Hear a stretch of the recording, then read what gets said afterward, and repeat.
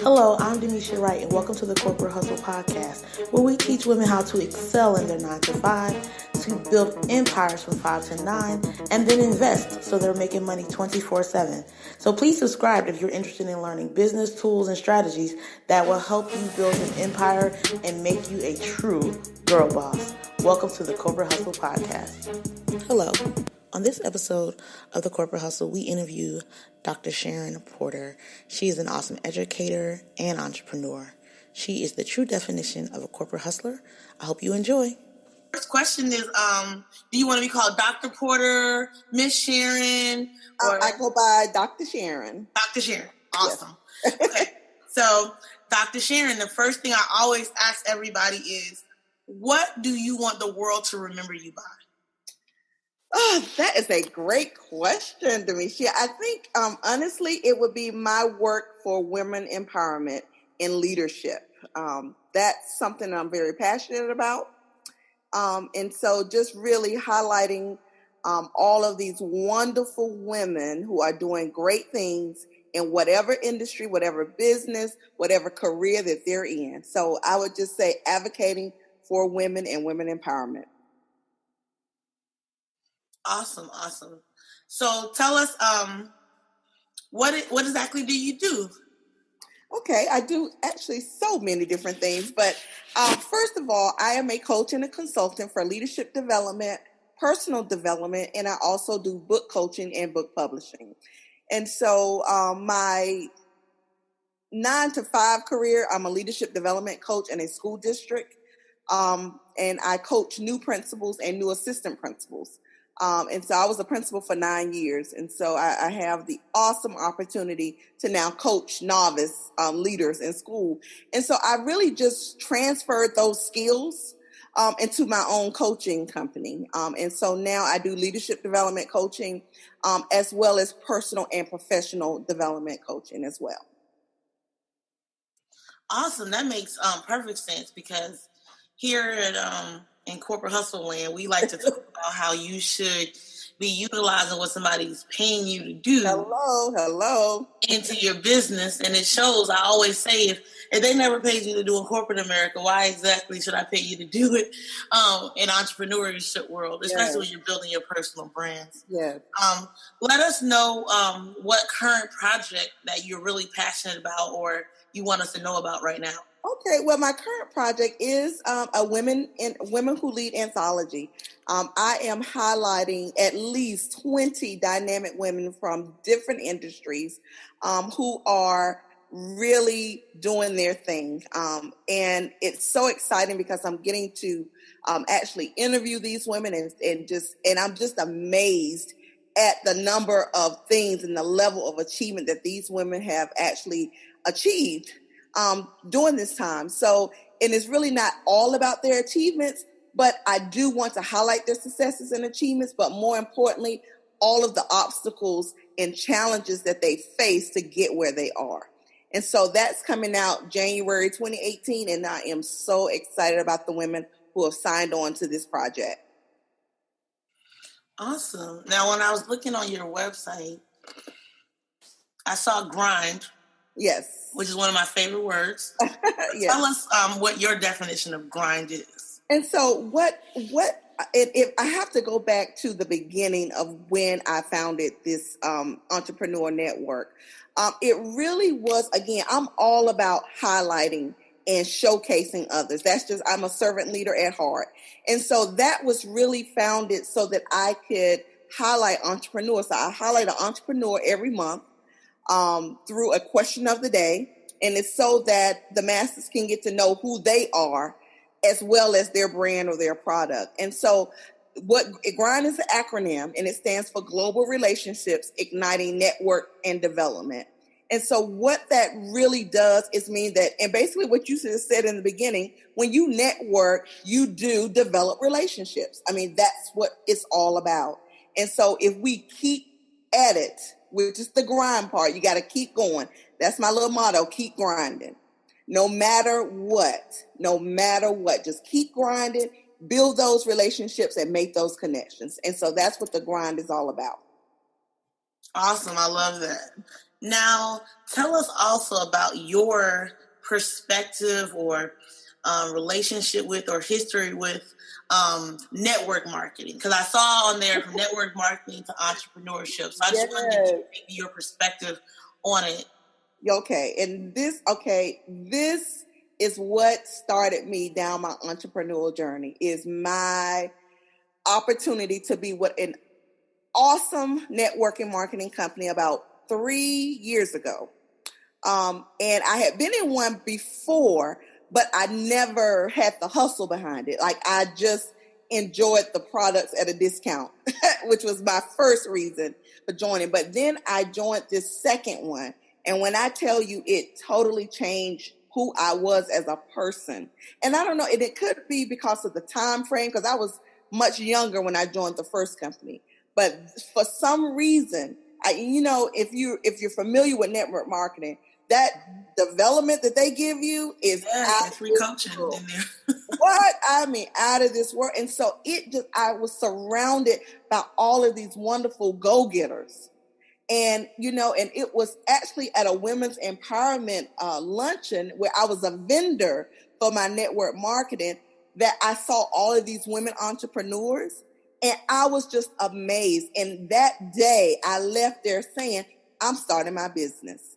And so that's really, to me, it was the fuel that I needed to go and branch out on my own and do my own thing. So I am so grateful for network marketing. And it actually helped funded everything that I'm doing. I actually have a brick and mortar coaching facility now because of the work that I did early on in network marketing. So I'm just grateful for the company. I still do it.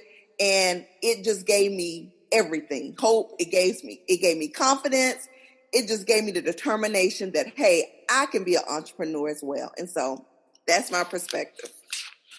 Awesome. That's great because, we truly believe, I always tell people, if you don't know exactly what you want to do in business yet, I was like, well, you could go learn sales and systems and processes and coaching and leading for sometimes as low as $20 a month. Yes.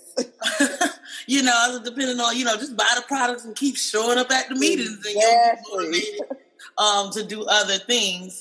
So yes, I am a supporter of network marketing, especially when you're lost and you have no idea exactly what you want to do. Tell us about the introvert entrepreneur. Okay, yes. So I am, if you're familiar with Myers-Briggs, I'm an ISTP, with introvert, of course, being first. And there's a scale, and I max out the scale on the introvert, okay? Oh, wow. Okay. Exactly.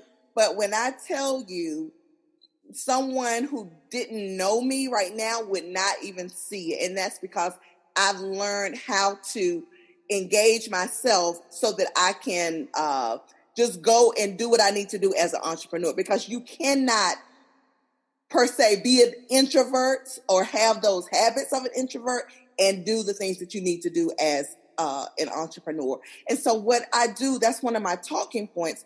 And all I say for that is you really have to know who you are and know what your triggers are, because a lot of people, that drains my energy. And there's a lot of networking that you have to do. So I have to prepare myself.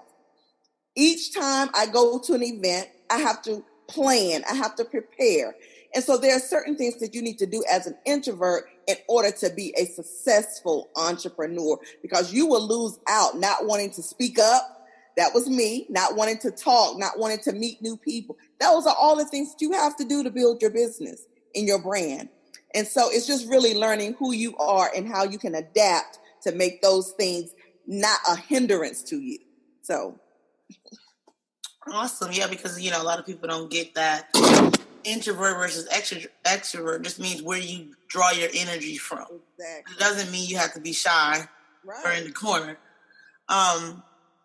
Let me ask you this. I heard you say that you had a brick and mortar leadership development center or training center.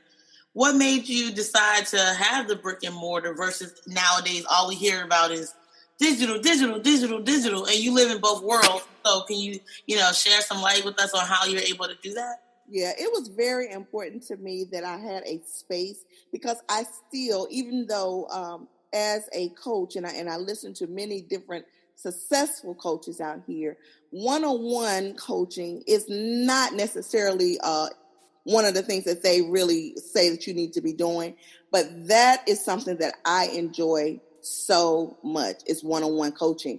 And so for my local people who are able to sit here, especially through the book coaching one, because I like to actually be there face to face. And that's the one thing that I find that I'm doing more face to face is the book coaching, helping them start their book process more so than a leadership or professional development. Those are mostly my online clients.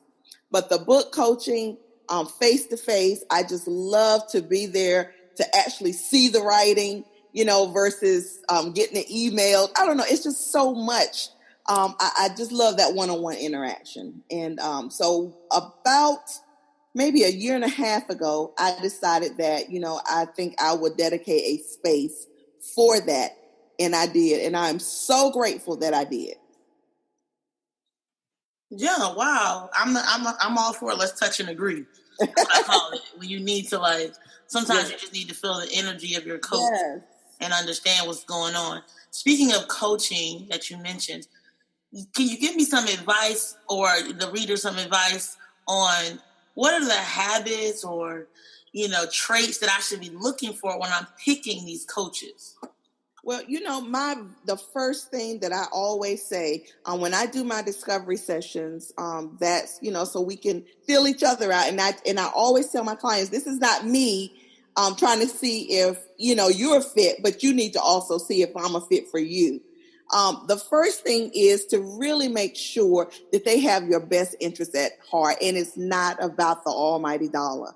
I am a believer that you're going to get quality work from those who have your best interest at heart and not concerned about how much of the coaching session or the money that they're going to receive. I have spent, and I'm sure maybe most of us out here have spent many, many dollars on different programs, different coaches, and some were good, some were not good. And so you live and you learn. Right. And so one of the things that I promised myself once I got started with my clients is they were not going to feel that I was so much concerned with the dollar. That's important because I am in business. It's not a hobby. So yes, I am out to make money, but I'm not out to use people to make money. And there's a big difference.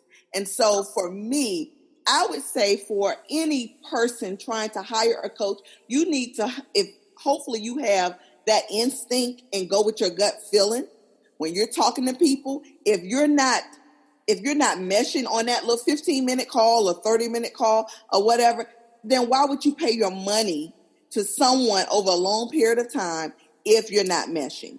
And so I would just say go with your gut feeling and really think about what it is that you want to make sure it matches to what they are able to deliver. Awesome. I could not agree more. You touched on two things that I wanted to bring out in that is you mentioned it earlier. You see now that people or coaches just across the industry are talking about how group coaching is as far as when you're in there, in programs for scalability.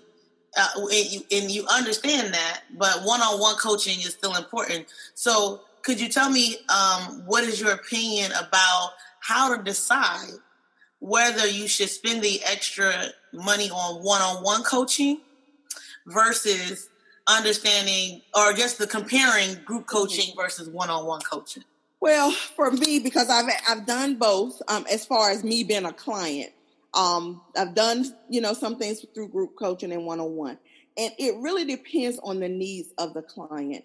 One of the things that I have found with the group coaching and the actual modules that you may have, believe it or not, some people are not tech savvy as much as you would want them to be. And so for that reason, if you're trying to do everything online or with a group or on your own pace, that may not work for specific clients. Now, if you have someone who's able to discipline themselves, go into the modules or however that coach has it set up, then you might be perfect for that setting. But so I really think it just depends on the individual needs of the client and where they are. Because if you need a more in-depth or intense coaching, the group coaching may not be for you. And so I just think, and hopefully most coaches now are trying to offer a variety of ways that they can help clients. But I'm at the stage, because I work full-time as well, and it's not my full-time gig, it's my private coaching. I can be selective, if that makes sense. I do have a full-time job that I work and get a salary every 2 weeks. You know what I mean? And so for me, I can be selective of who I take on, if that makes sense. Oh, it makes perfect sense. I say that all the time because I'm in IT, because my bills are paid. Sure. I'm not in a rush to put out the course to pay my lights this month. Yes. So I actually will have time to I'll just interview some people for free. I don't need to be yes, to be, for me to interview you for my that is me. Yes. I don't have to do that. I don't have to come off that way. Yes. Now I do always tell them, maybe you could speak to this, that it takes a deeper level of intensity when I quote unquote call us middle-class entrepreneurs. Mm-hmm. And let me explain that real quick so you'll be able to answer the question. I talk about how when you're poor, you have everything in the world to want to grind and a reason to get to the next level. Mm-hmm. And when you're rich, you have every reason in the world to want to stay there. But sometimes when you're in the middle class, you get stuck there because it's comfortable. Yes. And I always talk about when you get paid really well in corporate America, you have to have this extra layer, like an extra gear to take yourself and say, I'll take these client calls tonight. Because it's really not going to impact whether you eat tomorrow or not. That's right. So just talk about maybe how you found that motivation to make sure that you do still take the client's calls and you still decided there's more for me, even though I'm doing really well. Okay. Yeah. And you said a mouthful right there. Exactly. And so what I had to do, I definitely do not overextend myself, because that would be one sure way that I just shut down and say, okay, I need a break from this. And so I don't overextend myself. What I did, because I have a podcast. And so I have the discovery sessions, I have the podcast, and I have the actual coaching.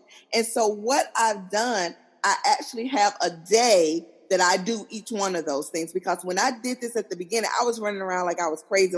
Okay, what do I have this evening? Because everything starts in the evening because I work, right? So I would be so crazy coming home and looking on my calendar to see, what do I have? Do I have a discovery session call?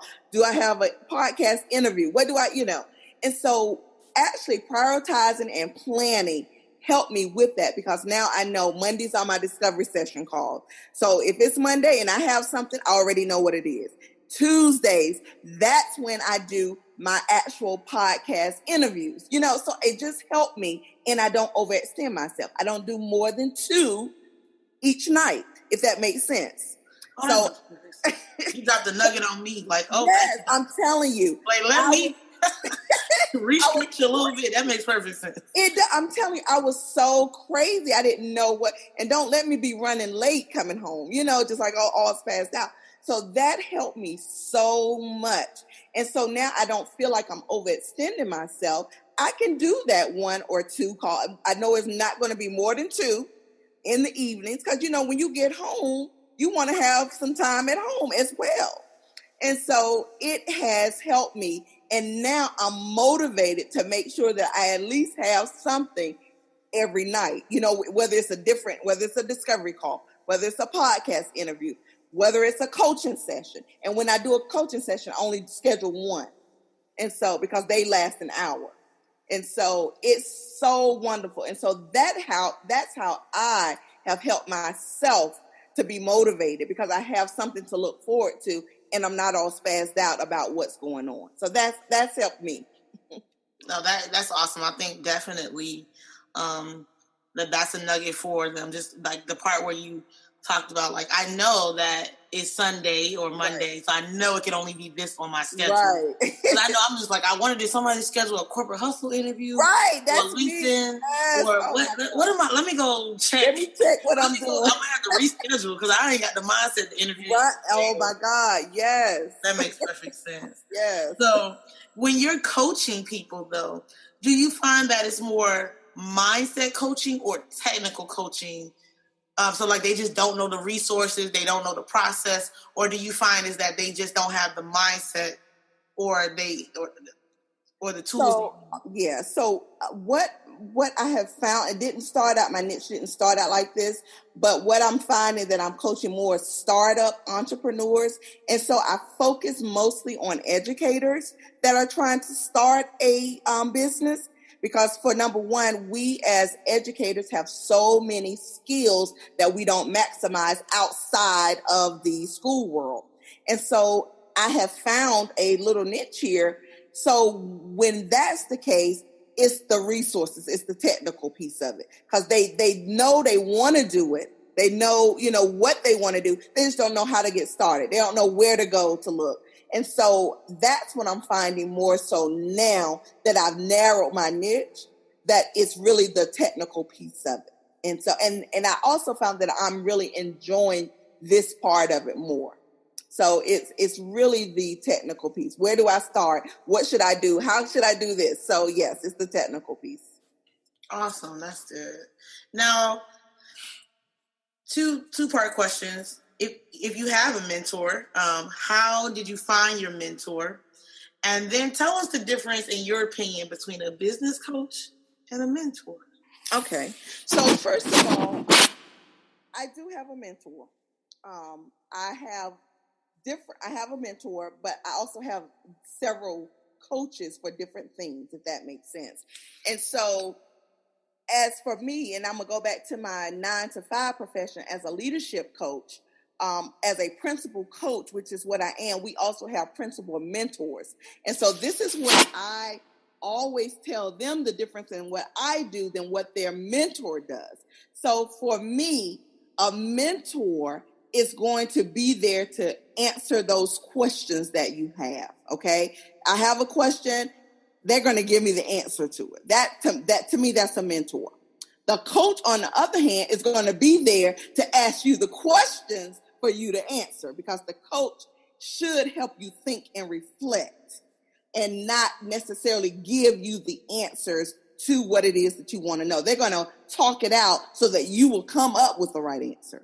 And so as a coach by profession, I have mastered that with my new administrators. So they're not going to come to me to say, what should I do about this? They're going to give me their problem and we're going to talk through it.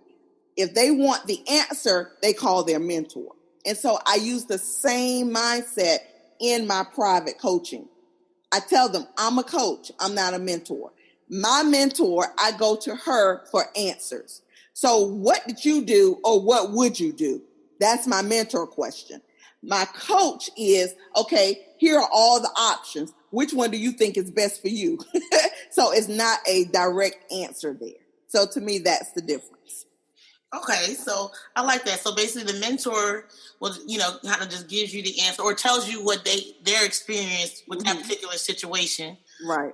And then the coach is going to teach you how to think. Right, exactly. And you think of the sports. You think of sports. The basketball coach is not going to tell you. They're going to help you. They're going to motivate you. They're going to give you the skills. They're going to do all of these things to make you be the best player you can be. They don't want you to be them. They want you to be better than them. And to me, that's what a coach is. And so I'm so grateful that I was able, because I've been certified in 2 coaching systems through my profession, which again is an added benefit of this 9-to-5, right? Exactly. And so I take these skills that I've learned and I transfer them into my business. And to me, that's an added bonus. Awesome. Now, let us know if there's something else or other things that you would like us to know that I didn't touch on about Dr. Sharon, what she offers, what she's about.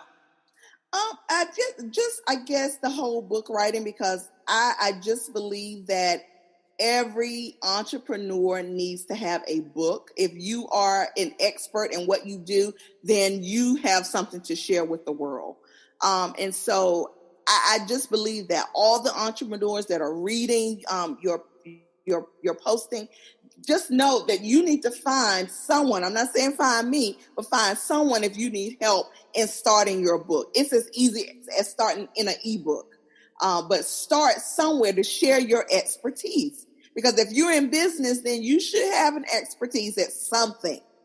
And so really just sharing that knowledge. And then when you do write it, come on, write the book now, interview and podcast show, and I'll interview you. Awesome. And okay, and because you mentioned podcasts, and sometimes as African American females, sometimes, not by design, but sometimes we're late to the game. Tell us a little bit about podcasting, what that experience is like, and if you think it's something that as an entrepreneur you should get into. Well, I'm going to tell you, it's not for everyone, but for me, I loved it. For years, I listened to podcasts, different podcasts. And I would actually say to myself, wow, I wish I would, get on one of these podcasts. And I have been on two prior to me creating my own, but I was riding one day, because in my profession, again, I drive from school to school, so I'm always in my car. And so I replaced my iPod music with podcasts. And so I listen to various ones, whether it's leadership development or whether it's an educational, but that's just, I download the podcast. And so I just thought, I would love these so much. Why don't I create my own? And that goes back to one of my talks. You don't wait for opportunities to do what you want to do. You create your own opportunity. And so that's exactly what I did. I said, you know what? I love podcasts. And so I knew I didn't want a podcast with just me talking, because number one, again, I go back, I love highlighting people and showcasing their work. That's when I decided I'm going to do an author's podcast. And so I just interview authors about their book. It's been phenomenal. We're into our 5th episode, but I've totally booked for season 1 and already recording for season 2. And so it has been the highlight. Thanks for tuning into the Corporate Hustle Podcast, hosted by yours truly, Demishia Wright. This was an awesome interview with Dr. Sharon Porter. If you want to learn more information about her or the podcast itself, you can head over to demishia.com. That's DEMISHIA.com. And I look forward to bringing you more interesting stories, strategies, techniques used by corporate hustlers to make sure that we're out here excelling from 9 to 5, building empires from 5 to 9, and making money 24/7. See you next time.